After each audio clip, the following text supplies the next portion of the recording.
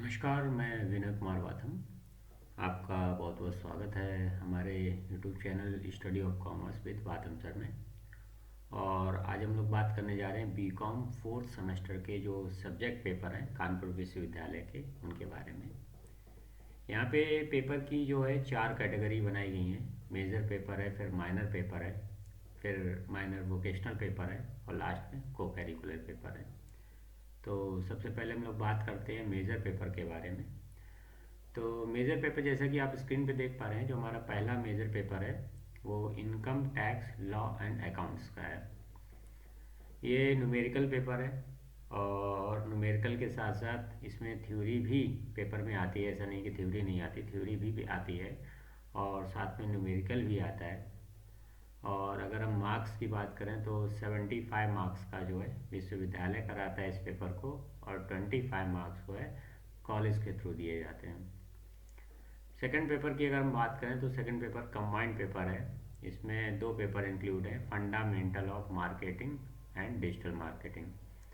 तो fundamental of marketing में भी 75 मार्क्स का जो पेपर है वो विश्वविद्यालय कराता है, जबकि 25 मार्क्स का जो है वो इंटरनल होता है, जिसमें आपको टेस्ट, मंथली टेस्ट है या जो असाइनमेंट है, आपकी अटेंडेंस है, इसके आधार पे दिए जाते हैं।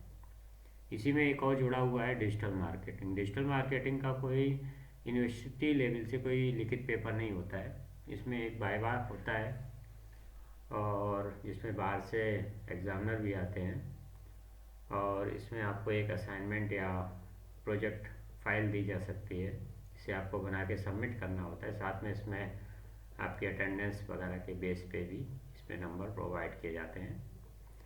जो हमारा अगला थर्ड पेपर है, इसमें आप स्क्रीन पे देख पा रहे हैं कि 2 पेपर इसमें जुड़े हुए हैं, फंडामेंटल ऑफ एंटरप्रेन्योरशिप और टूरिज्म एंड ट्रैवल मैनेजमेंट। तो यहाँ पे थोड़ा सा ध्यान देने वाली बात यह है कि इन दोनों में से कोई भी एक पेपर आपको चूज़ करना है। और ज़्यादातर ये जो सब्जेक्ट सिलेक्शन है वो कॉलेज के थ्रू किया जाता है। तो ज़्यादातर कॉलेज में फंडामेंटल ऑफ एंटरप्रेन्योरशिप ही चलता है, क्योंकि ये पुराना पेपर है।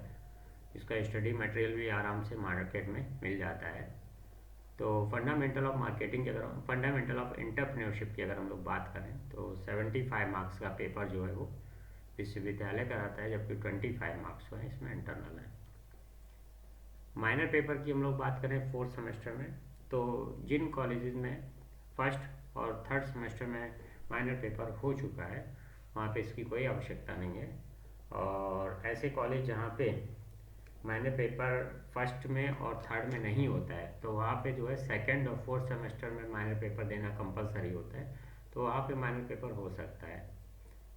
इसके बाद वोकेशनल पेपर की बात करें तो वोकेशनल पेपर आप स्क्रीन पे देख पा रहे हैं। तो ये मैंने पिछले जो लास्ट ईयर इंडियन कॉलेज के जो स्टूडेंट थे, तो उनके लिए इन्वेस्टमेंट मैनेजमेंट पेपर चुना गया था। और इस पेपर की अगर हम लोग बात करें तो ये पूरा इंटरनल होता है।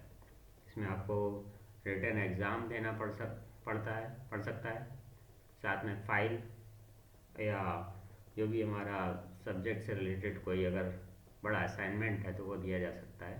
बाकी ये इंटरनल पेपर है। इसके बाद लास्ट पेपर की बात करें, को करिकुलर पेपर।